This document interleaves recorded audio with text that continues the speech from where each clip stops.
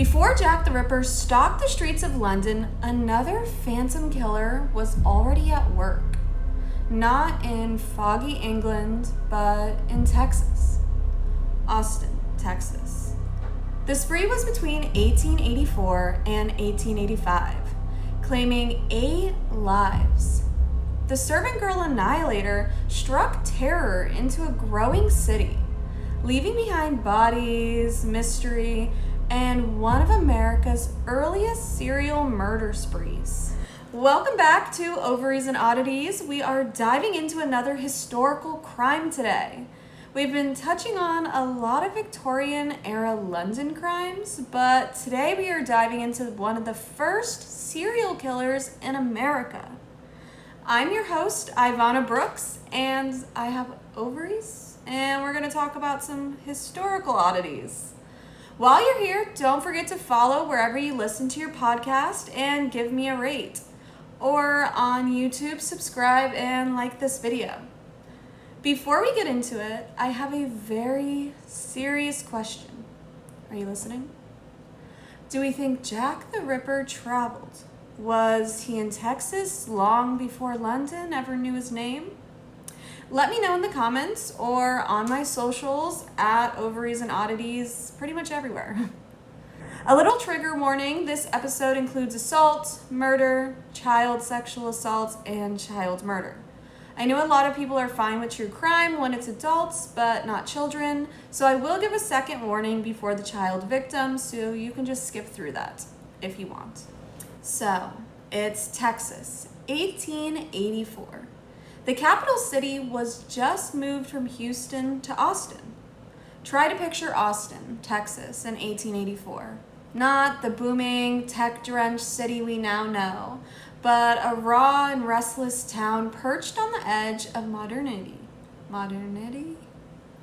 This new state capitol building construction had just broke ground.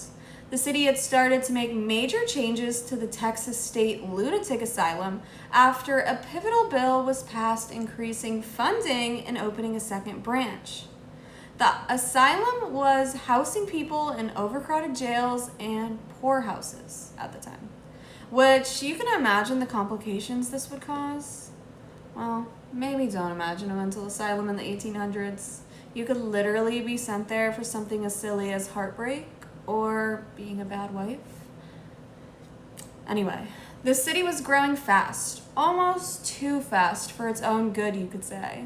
Wooden houses rose beside muddy roads, and oil lamps flickered in windows as the city prepared for a new era of innovation. Austin had just become one of the first cities in the world to install electric streetlights. Some locals even called them moonlight towers, glowing giants that promised safety from the darkness. But as it turned out, the light only seemed to make the shadows deeper. Underneath that new progress was racial, social, and economic tension. Reconstruction had left scars and class divisions cut deep. Wealthy white families employed black servants and formerly enslaved women in their homes. And these women became the silent backbone of Austin's domestic life. They worked long hours, lived in small cabins behind their employers' houses, and were often invisible to the very society that they kept running. And it was in that invisibility that the killer found his cover. Night after night, someone crept through the sleeping city, slipping into servant quarters with an axe. The victims were attacked in their beds.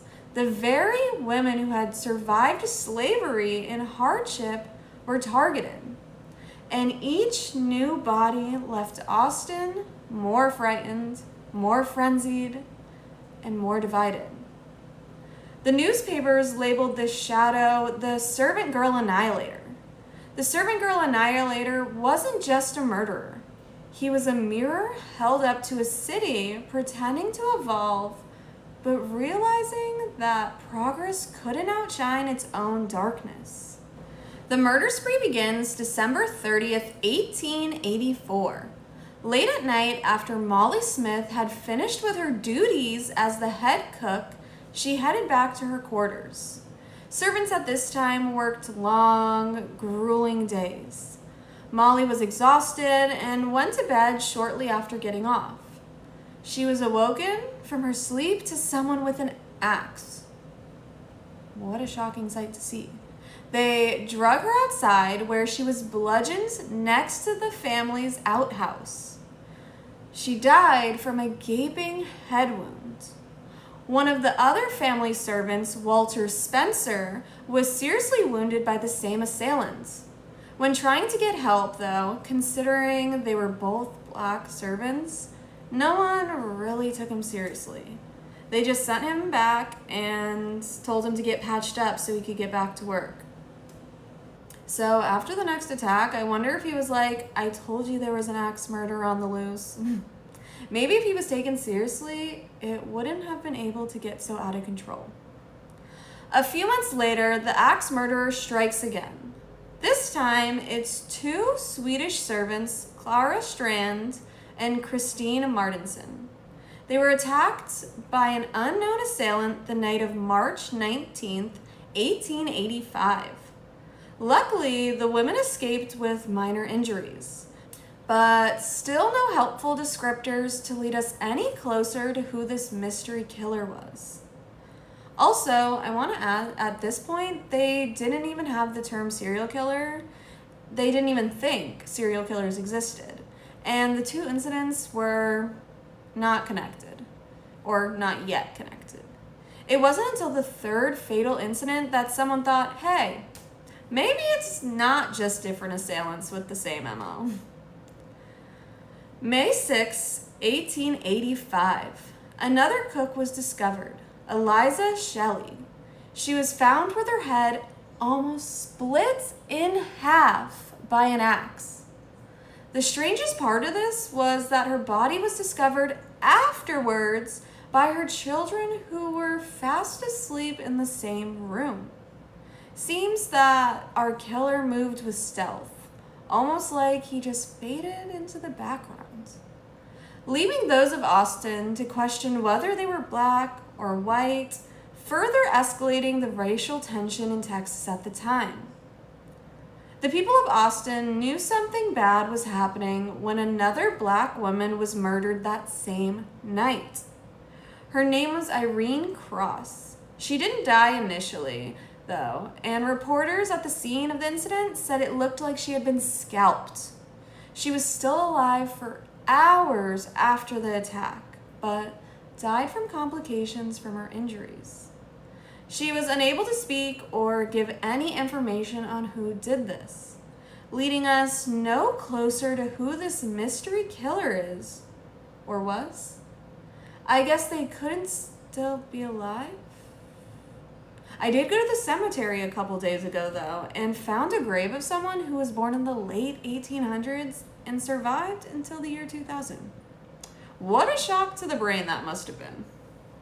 In August 1885, another servant, Clara Dick, was severely injured.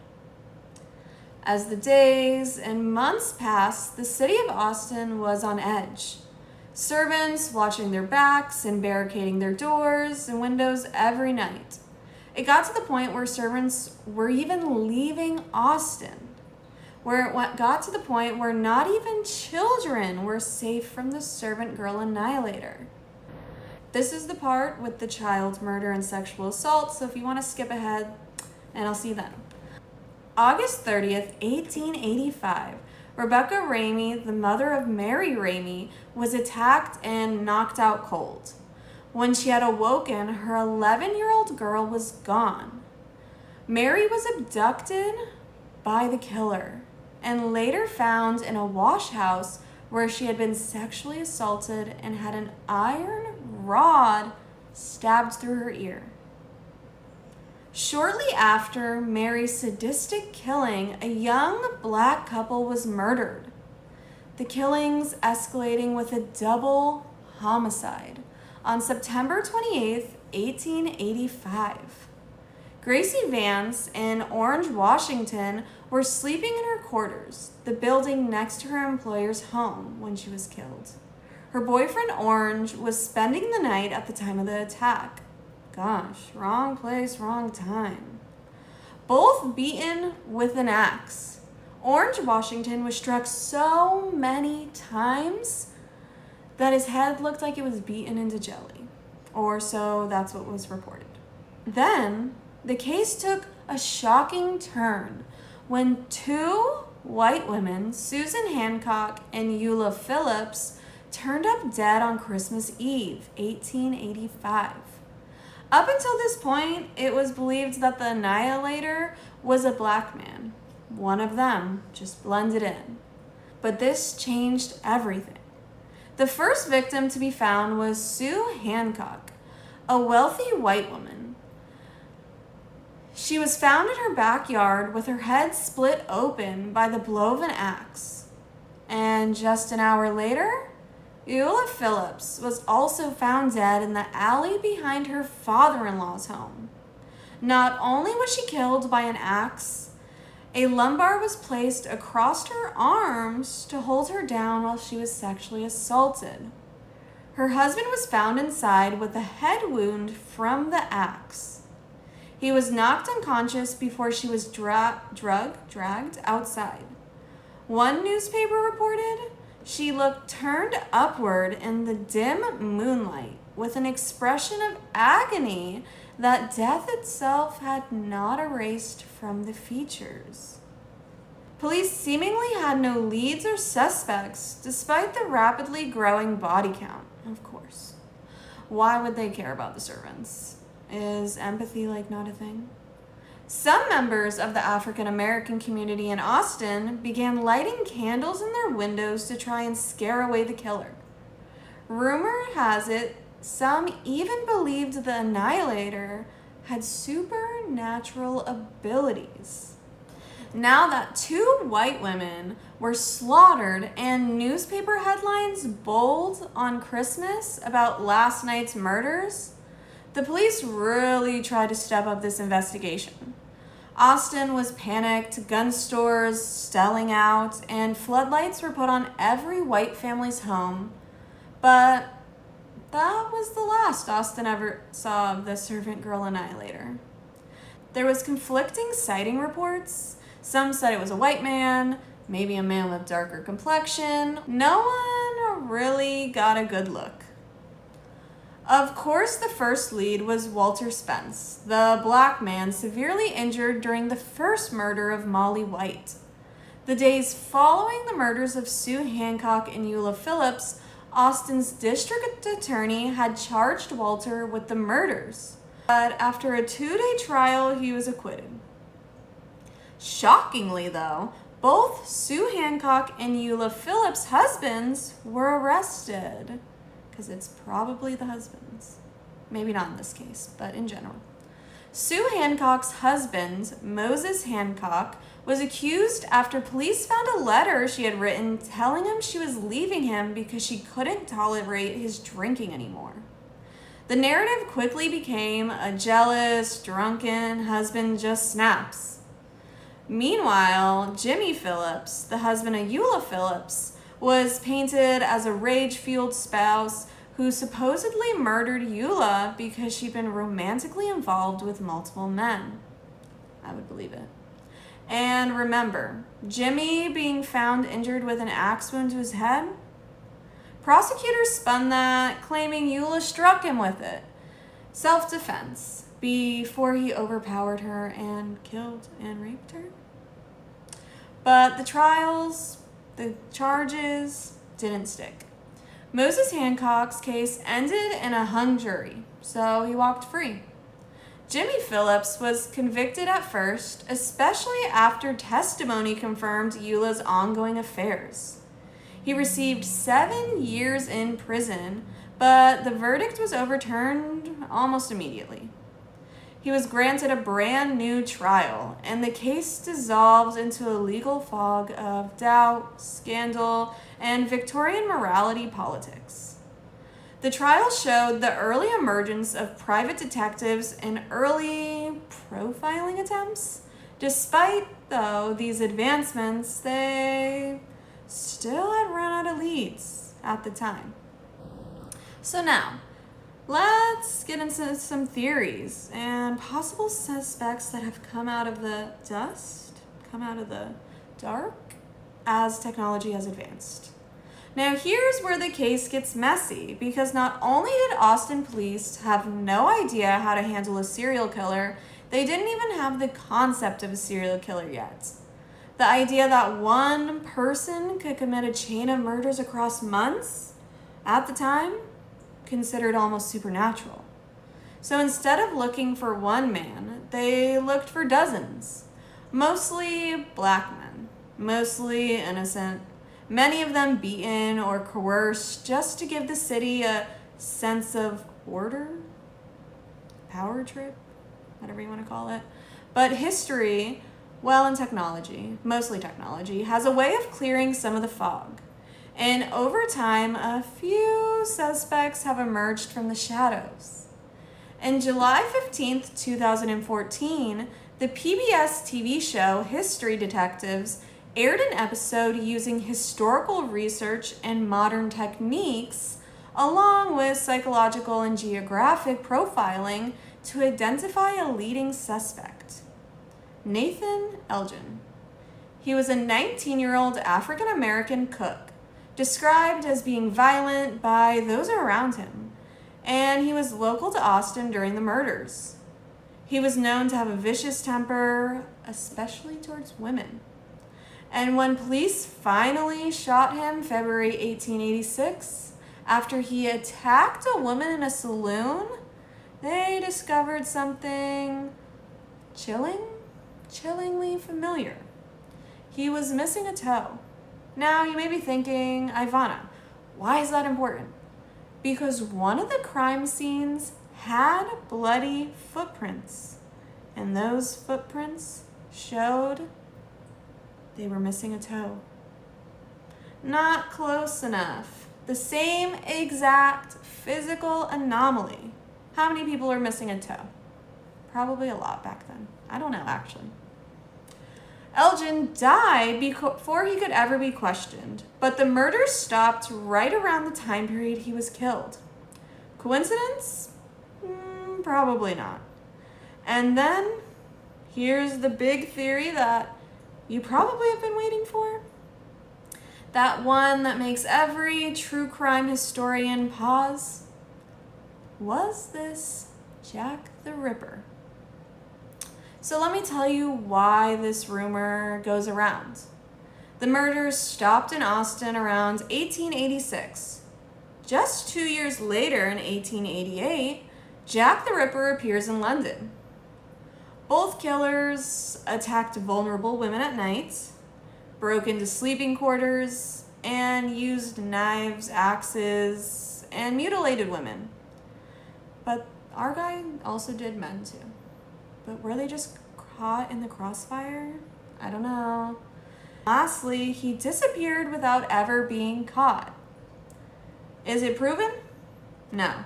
Is it even close to being proven? No. Do I believe it? I don't think so. But does it keep historians, detectives, and true crime addicts up at night? 100%.